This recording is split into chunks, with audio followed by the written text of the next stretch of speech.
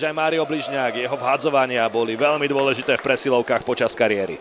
Adam Gollier s priestorom na modrej čiare. Gollier páli a dáva gól! 17-ročný obranca spomínať ešte dlho. Pozrime sa na celú situáciu z opakovaného záberu. Gollier si takto nakorčuloval, vystrelil a trafil to náramne.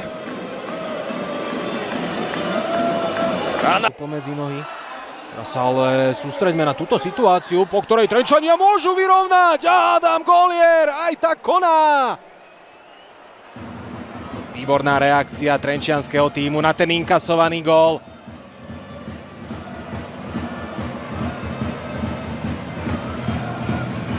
Krajč si všimol Adama Golliera, ktorý si tam z pravej strany pekne nakorčuloval, no a poslal to Antinelu a Dešeno si vymieňa puk zálom. Finálna prihrávka na Golliera a Gollier strieľa gól na 2-0. Ale znova mám pocit, ešte raz sa na to pozrieme. Výborný puk udržal Verony.